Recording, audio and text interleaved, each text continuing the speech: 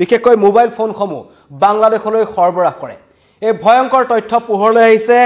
মহানগৰীত দুটা কুখ্যাত মোবাইল চোৰ গ্ৰেপ্তাৰ হৈছিল কালিৰ দিনটোত নাম হৈছে সামজাল আলী আৰু কোচবিহাৰৰ তাহিনুল হক এই চোৰ দুটাক গ্ৰেপ্তাৰ কৰাৰ পাছতেই এই ভয়ংকৰ তথ্য পোহৰলৈ আহিছে অসমৰ চুৰি মোবাইলসমূহ বাংলাদেশলৈ চালান দিয়া হয় বাংলাদেশলৈ পঠাই দিয়া হয় আৰু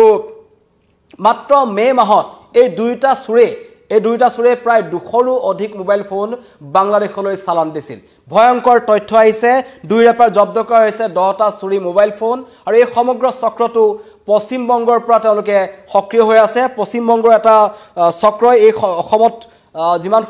মোবাইল ফোন চুৰি কৰা হয় চক্ৰটোৰ আন্ডাৰত হেসমূহ তেওঁলোকে বাংলাদেশলৈ চালান দি দিয়ে ভয়ংকৰ তথ্য ইতিমধ্যেই এটা কথা পোহৰলৈ আহিছিল কোৱা হৈছিল যে ৰাজ্যত বিভিন্ন প্ৰান্তত বহিৰাজ্যৰ পৰা হয় একাংশ মোবাইল চুৰ হওক বা অন্য চুৰৰ গেং আছে যিসকল অসমত সক্ৰিয় হৈ আছে ৰাজ্যৰ বিভিন্ন প্ৰান্তত সক্ৰিয় হৈ আছে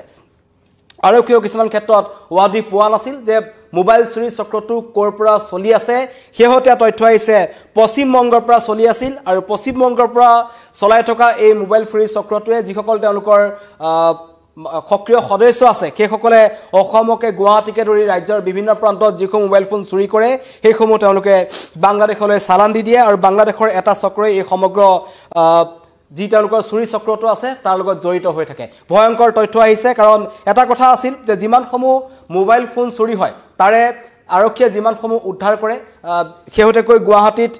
প্ৰায় 1000ৰো অধিক মোবাইল ফোন আৰক্ষীয়ে জব্দ কৰিছিল যিসমূহৰ গ্ৰাহক আৰক্ষীয়ে বিচাৰি পোৱা নাছিল পৰৱৰ্তী সময়ত হেসমূহ আৰক্ষীৰ থানাতে ৰাখিব লগা হ'ল কিন্তু পৰৱৰ্তী সময়ত একাংশই কৈছিল তেওঁলোকৰ বিগত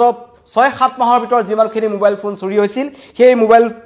চুৰিসমূহ বা মোবাইল ফোনসমূহ তেওঁলোকে কোনো ধৰণৰ তথ্য লাভ কৰা নাছিল আৰক্ষীৰ ওচৰতো কোনো তথ্য নাছিল কিন্তু কালি গুৱাহাটীৰ যেটো ঘটনা সংঘটিত হ'ল দুটা চুৰক বখিষ্ট আৰক্ষীয়ে যেটা ধৰিলে নাম হৈছে ধুবুৰীৰ সামজাল আলী আৰু কোচবিহাৰৰ তাহিনুল হক এই দুটাই গুৱাহাটীত থাকি প্ৰায় 2 বছৰ ধৰি তেওঁলোকে গুৱাহাটীৰ বিভিন্ন প্ৰান্তত এনেকুৱা ধৰণৰ মোবাইল চুৰি কামত জড়িত হৈ আছিল মোবাইল চুৰি কাৰ্যত তেওঁলোকে জড়িত আছিল আৰু সেইসমূহ তেওঁলোকে এটা চক্ৰৰ হাতত গতাই দিছিল আৰু সেই চক্ৰটোৱে বাংলাদেশলৈ পঠাই দিছিল বাংলাদেশত হেসমূহৰ বিভিন্ন ধৰণৰ কুটাঘাতমূলক কাৰ্যকলাপৰ পৰা আৰম্ভ কৰি বিভিন্ন ধৰণৰ হয়তো বাংলাদেশৰ এটা চক্ৰই ব্যৱহাৰ কৰিছিল ভয়ংকৰ তথ্য কেৱল গৰু নহয় বাংলাদেশলৈ অসমৰ মোবাইল ফোনো এতিয়া পঠোৱা হয় চালান দিয়া হয় আৰু এটা চক্ৰৰ জৰিয়তে এটা নেক্সাস আছে তেওঁলোকে এই সমগ্ৰ ঘটনা কৰি থাকে আৰু এইটো তেওঁলোকে পশ্চিম বংগৰ পৰা সেই চক্ৰটো চলাই থকা বুলি ইতিমধ্যে পোহৰলৈ আহিছে আৰু আৰক্ষীয়ে অধিক তথ্যৰ বাবে এই চুৰগিটা জেৰা চলাই আছে বাংলাদেশৰ যি পৰিস্থিতি বাংলাদেশৰ পৰা অনুপ্ৰৱেশকাৰী অসমলৈ অহা বা অসমৰ সামগ্ৰী বাংলাদেশলৈ সীমান্তই দি যোৱাটো এটো বহু পূৰ্বৰ পৰা অভিযোগ আছে অভিযোগ মানে গৰু চুৰি ক্ষেত্ৰত গৰু সৰবৰাহৰ ক্ষেত্ৰত প্ৰমাণ আছে অন্য বিভিন্ন ধৰণৰ মানৱ সৰবৰাহকাৰী চক্ৰ আছে কিন্তু তাৰ মাজত এবাৰ পুনৰ পোহৰলৈ আহিছে এটা ভয়ংকৰ কথা যে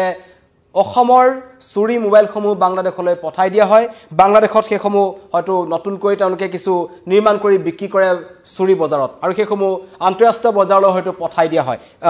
এই ভয়ংকৰ তথ্য আহিছে আৰক্ষী তৎপৰ হৈছে অসম আৰক্ষী তৎপৰ হৈছে কালি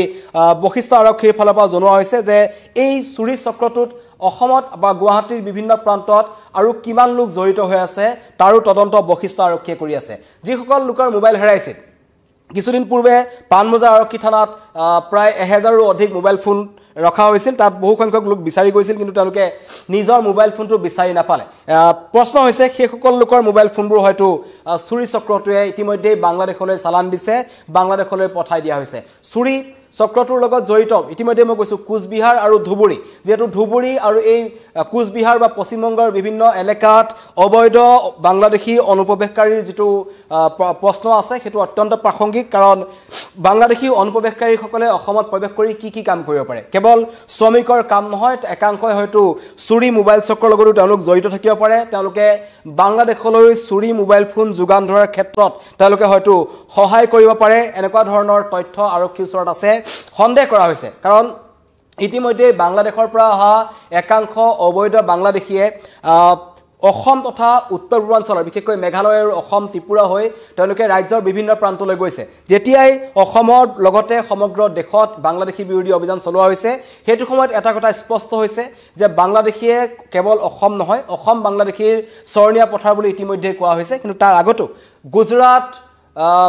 মহাৰাষ্ট্ৰ আদি অঞ্চলতো কিন্তু বাংলাদেশীৰ উপস্থিতি ধৰা পৰিছে তাৰ পৰা বাংলাদেশীক গ্ৰেপ্তাৰ কৰা হৈছে গুজৰাটত বাংলাদেশীৰ ঘৰ ভঙা হৈছে এনেকুৱা পৰিস্থিতিৰ সন্মুখীন হৈছে আৰু বাংলাদেশী লোকসকল যেতিয়া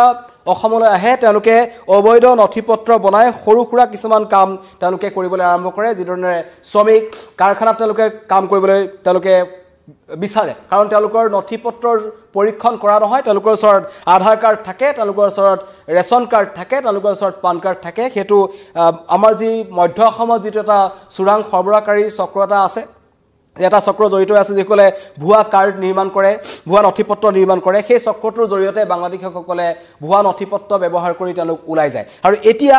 বাংলাদেশীৰ যি চুৰি মোবাইল চক্ৰৰ সৈতে বাংলাদেশৰ যেটো কানেকচন আহিছে এতিয়া এই কথা কিন্তু পুনৰবাৰ চিন্তাত পেলাইছে অসম আৰক্ষীক নিৰাপত্তাৰ ক্ষেত্ৰতো কিন্তু ভাবুকি স্বৰূপ কাৰণ বাংলাদেশৰ যেটো এতিয়া বৰ্তমানৰ পৰিস্থিতি আছে তাক লৈ উদ্বিগ্নতা প্ৰকাশ কৰিছিল অসম মুখ্যমন্ত্ৰী ডক্টৰ হিমন্ত বিশ্ব শৰ্মাই কোৱা হৈছিল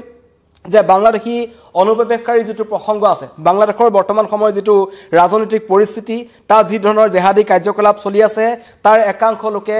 অসমক অশান্ত কৰাৰ বাবে ব্লুপ্ৰিণ্ট ৰচনা কৰিব পাৰে বাংলাদেশত যিসমূহক উগ্ৰপন্থীক অসমৰ ফালৰ পৰা বা ভাৰতৰ ফালৰ পৰা মষ্ট ৱান্টেড বুলি ঘোষণা কৰি থোৱা আছে সেই সকলে তাত মুকলিমূৰীয়াকৈ ঘূৰি আছে বাংলাদেশৰ একাংশ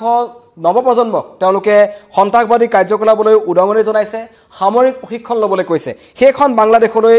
অসমৰ পৰা আপোনাৰ মোৰ চুৰি হোৱা মোবাইল ফোন তালৈ পঠাই দিয়া হয় বুলি ইতিমধ্যে প্ৰমাণ আহিছে তেতিয়া কিন্তু চিন্তাত পৰিছে আৰু আৰক্ষীয়ে সমগ্ৰ ঘটনাৰ জোৰদাৰ তদন্ত কৰিছে অসমৰ বিভিন্ন প্ৰান্তত আৰু এই চুৰ দুটা যেটো শামসুল আলী আৰু কোচবিহাৰৰ তাহিনুৰ হক এই দুটাক এতিয়াও বশিষ্ঠ আৰক্ষীয়ে তেওঁলোকক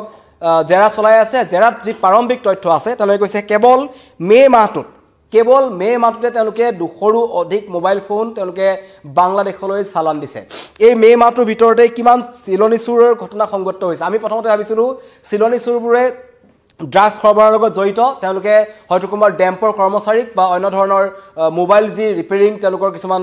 দোকান আছে তাত গৈ এই মোবাইলসমূহ তেওঁলোকে বিক্ৰী কৰে খা খৰজুলিসমূহ তাৰ পৰা বিক্ৰী কৰি তেওঁলোকে কিছু ধন লাভ কৰে আৰু তেওঁলোকে ড্ৰাগছ ক্ৰয় কৰাত তেওঁলোকে ব্যৱহাৰ কৰে এটো প্ৰাৰম্ভিক তদন্তত আৰক্ষীয়ে সন্দেহ কৰিছিল প্ৰাৰম্ভিক পৰ্যায়ত আৰক্ষীয়ে সন্দেহ কৰিছিল কিন্তু কথা বিষম এনেকুৱা নহয় বাংলাদেশ ভাৰতত চুৰি হোৱা বিশেষকৈ অসমত চুৰি হোৱা মোবাইলসমূহ গুৱাহাটী মহানগৰীকে ধৰি বিভিন্ন প্ৰান্তত চুৰি হোৱা সামগ্ৰীসমূহ মোবাইলসমূহ বাংলাদেশলৈ চালান দিয়া হয় ভয়ংকৰ তথ্য আহিছে তাৰ পৰা মোবাইলসমূহ কি কৰা হয় সেইটো এটা ভয়ংকৰ তথ্য কাৰণ ইতিমধ্যে আমি আন্তঃৰাষ্ট্ৰীয় ক্ষেত্ৰত মোবাইল ফোনৰ যি কানেকচনৰ ক্ষেত্ৰত ভয়ংকৰ কিছুমান বিসংগতি আমি দেখিবলৈ পাইছো কাৰণ পাকিস্তানৰ পৰা ফোন কল অহাৰ বাবে এনআইএ বহু লোকক খুদা পোছা কৰিছে তেনে ক্ষেত্ৰত যদি বাংলাদেশত যি ধৰণৰ মৌলবাদী শক্তিৰ উত্থান দেখা পোৱা গৈছে তাত যেনেকুৱা ধৰণৰ সন্ত্ৰাসবাদী কাৰ্যকলাপ চলি আছে সেই সংগঠনসমূহে যদি কিবা কাৰণত ইয়াৰ পৰা চুৰি হোৱা মোবাইল ফোনসমূহ তাত ব্যৱহাৰ কৰে তেনে ক্ষেত্ৰত পুনৰ বিপদত পৰিব পাৰে হয়তো আমাৰ ইয়াৰ চুৰি যাৰ মোবাইল ফোনসমূহ চুৰি হৈছে তদন্তৰ আওতালৈ আহিব পাৰে আৰক্ষীয়ে সমগ্ৰ ঘটনাৰ তদন্ত কৰি আছে আজিও এই সামাজাল আলী আৰু কোচবিহাৰৰ তাহিনুৰ হকক জেৰা চলোৱা হ'ব বিভিন্ন প্ৰান্তলৈ তেওঁলোকক নিয়া হৈছে বিভিন্ন থানালৈ নিয়া হৈছে কাৰণ অসমত লগতে বিশেষকৈ গুৱাহাটী মহানগৰীৰ বিভিন্ন প্ৰান্তত মোবাইল চুৰিত জড়িত একাংশ যুৱক এতিয়াও সক্ৰিয় হৈ আছে 3-4 দিন পূৰ্বে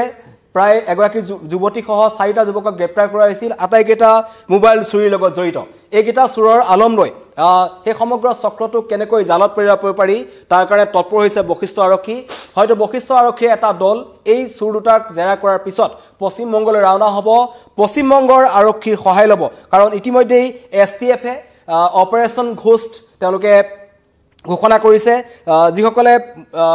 বাংলাদেশৰ সৈতে কানেকচন পোৱা গৈছে মোবাইল সিমৰ কানেকচন পোৱা গৈছে তেওঁলোকৰ বিৰুদ্ধে জোৰদাৰ তদন্ত অব্যাহত আছে লগতে সমগ্ৰ দেশত বাংলাদেশ বিৰোধী অভিযান অব্যাহত আছে তাৰ মাজতে পুনৰ এই খবৰ আহিছে যে অসমৰ চুৰি হোৱা সামগ্ৰীসমূহ বিশেষকৈ মোবাইল ফোনসমূহ একাংশ চুৰে পশ্চিম বংগৰ পৰা যেটো নিয়ন্ত্ৰিত এটা চক্ৰ আছে তেওঁলোকে কৌশলেৰে বাংলাদেশলৈ চালান দি আছে মে মাহতেই দুটা চুৰে 200তকৈও অধিক মোবাইল ফোন বাংলাদেশলৈ চালান দিছে ভয়ংকৰ তথ্য বশিষ্ঠ আৰক্ষীয়ে তদন্ত কৰিছে কিমান মোবাইল ফোন ইতিমধ্যে বাংলাদেশলৈ চালান দিয়া হল সেই চক্ৰটোৰ জৰিয়তে হেতু বশিষ্ঠ আৰক্ষীয়ে তদন্তৰ আওতালৈ আনিব কিন্তু এই মুহূৰ্তত জনাইছো আপোনাৰ মোবাইল ফোনটো চুৰি হোৱা মোবাইল ফোনটো বাংলাদেশলৈ চালান দিয়াৰ চেষ্টা কৰিব পাৰে মোবাইল চুৰে আৰু এনেকুৱা ধৰণৰ ঘটনাই আৰক্ষী তদন্তত পোহৰলৈ আহিছে ধন্যবাদ